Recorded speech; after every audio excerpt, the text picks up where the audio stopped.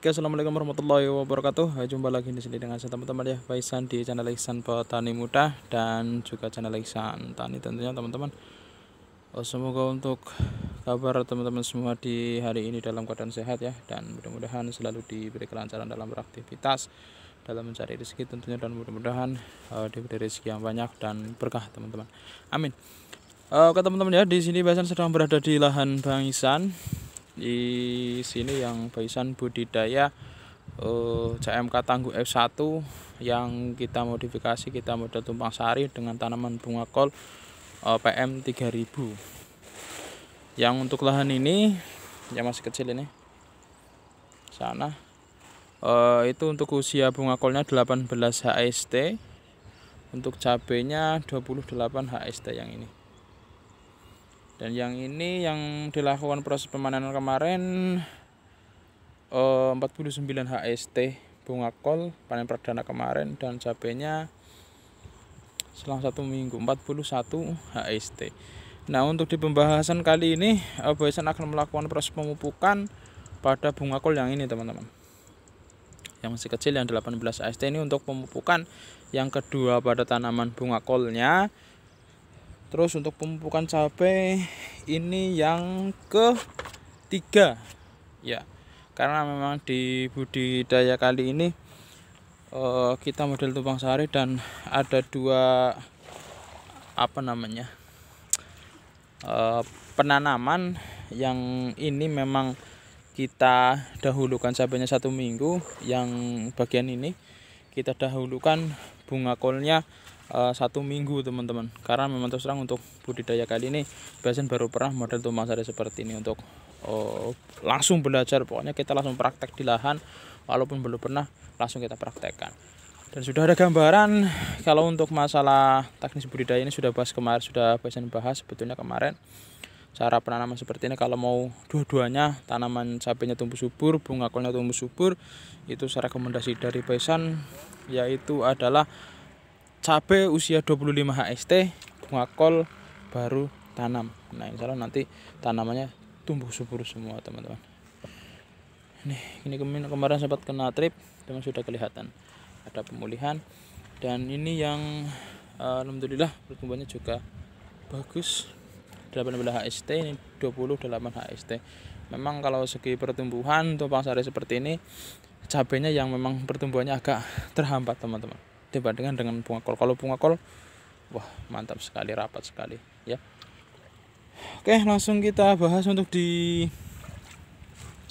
pemupukan kali ini. Dan seperti biasa ada Pemingun yang membantu Faisan di setiap harinya.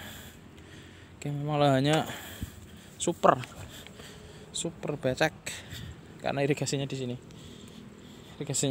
jadi tinggi irigasinya pada bocor ke sana. Oke, Pemingun kita racik untuk pupuk yang kita pakai. Yang pertama NPK. Di sini biasanya masih menggunakan NPK Ponska Plus. Itu dikasih 350 gram per delikon kocor atau 25 liter air. Dan tidak lupa untuk pupuk pelengkapnya, yaitu adalah KNO 3 merah.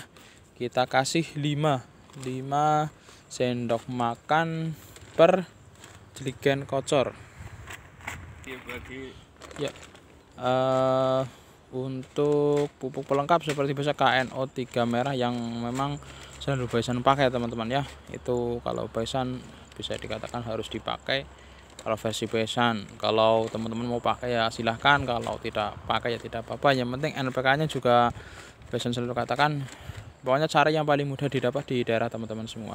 NPK Ponska Plus bisa, 1616 bisa, dari DGW juga bisa, dari 5 sendok makan dari petrokimia juga bisa. Ini kandungannya 15 plus sulfur N nya 15, fosfatnya 15, kaliumnya 15, plus zin dan juga sulfurnya 9% ya. Ini alhamdulillah kita pemupukan walaupun ya ada kendala kemarin sedikit, tapi di setiap budidaya pasti selalu ada kendala teman-teman ya. dari segi perawatan bisa dikatakan untuk bunga kol dan cabenya kita bisa katakan fokus yang bagian ini. Yang sana kemarin memang agak terhambat di masalah pemupukan karena kita kemarin fokus kejar penanaman di bagian sana, target penanaman, dan alhamdulillah sudah kita lakukan proses penanaman dan pemupukan kemarin sudah dilakukan. Insya Allah besok kita lakukan perawatan lagi untuk penyemprotan teman-teman. Alhamdulillah pertumbuhannya juga ya normal, walaupun kita penanaman kemarin di usia bibitnya itu sendiri di 40 HST. Dan ini memang harusnya sudah kita lakukan proses pemasangan ajir. Insya Allah dalam minggu-minggu ini kita lakukan proses pemasangan ajir, karena kalau sudah tinggi seperti ini rawan roboh teman-teman. Nah, ini kebetulan juga menangnya dari keunggulan dari tumpang sari seperti ini, dia terkena daunnya, jadi kena angin pun tidak roboh. Nanti kalau sudah dipanen, kalau itu sudah dipanen, bisa kemungkinan kalau ada turun hujan ataupun ada angin yang besar setelah disiram bisa roboh teman-teman. Makanya harus dilakukan proses pemasangan ajir. Insya Allah di minggu-minggu ini kita lakukan proses pemasangan ajirnya dan langsung kita ikat, insya Allah sudah bisa. Ya, ini sekali lagi untuk NPK, kawan-kawan mau pakai NPK Posca bisa, Posca Plus bisa, 16-16 bisa dengan dosis yang sama teman-teman. Untuk pemupukan yang kedua bunga kol dikasih 350 gram per diligen kocor, KNO nya 5 sendok makan. Dan ini berlaku untuk pemupukan cabai juga. Di pemupukan yang ketiga pakai dosis itu pun bisa teman-teman ya. Pupuk pelengkapnya jangan lupa KNO 3 merah, bagus. NPK nya pakai Posca Plus juga bisa.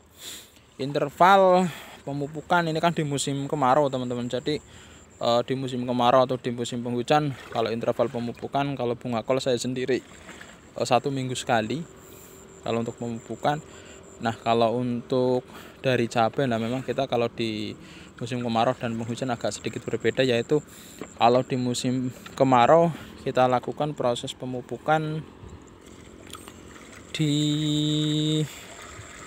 1 minggu sekali. Kalau di musim penghujan memang kadar air hujannya tinggi, karena air hujan juga mengandung nitrogen. Itu kalau kita pemupukan cabai 10 hari sekali kalau untuk pemupukan cabai teman-teman, kalau di musim penghujan. Kalau di musim penghujan bunga kol 1 minggu sekali saja, karena 45 sebetulnya bunga kol sudah bisa kita lakukan proses pemanenan ya. 45 sudah bisa dilakukan proses pemanenan, tapi kemarin kita lakukan proses pemanenan di 48 ya.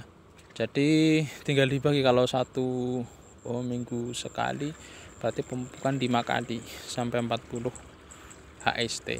Kalau 10 hari ya bisa, tapi kalau saran besan seminggu sekali saja untuk pemupukan. Pemupukannya sudah komplit dari awal, kita sudah bahas cara pemupukan, dosis pemupukan, perawatan juga. Tinggal diklik dan dipelajari satu persatu di playlist yang judulnya Tumpang Sari Bunga Kol PM 3000 dengan cabai tangguh F1 teman-teman. Ya, ini tinggal kita kocor untuk dosis pemupukan yang kedua pada tanaman bunga kol.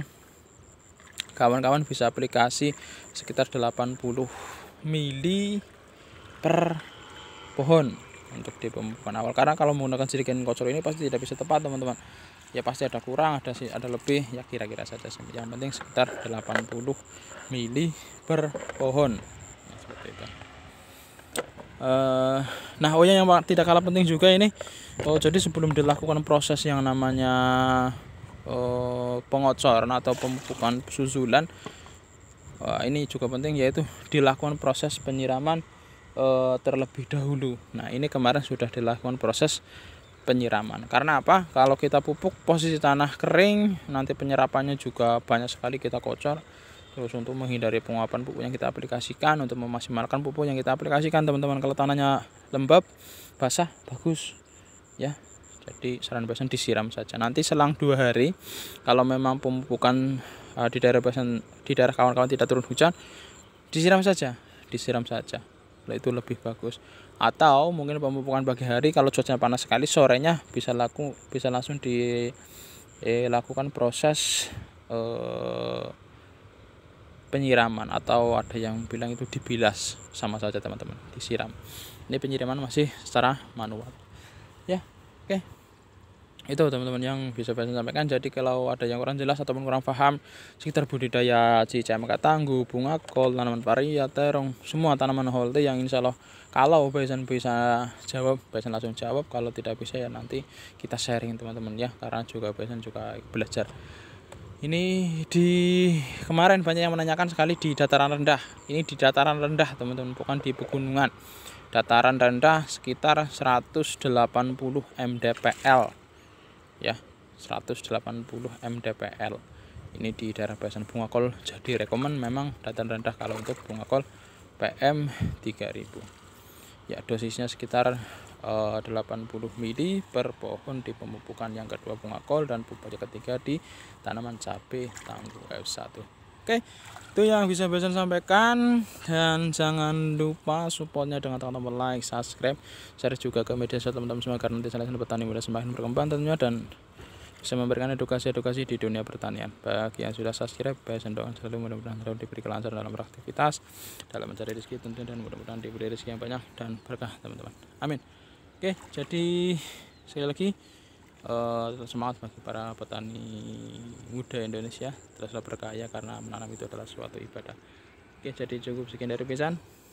Salam petani Indonesia. Assalamualaikum warahmatullahi wabarakatuh.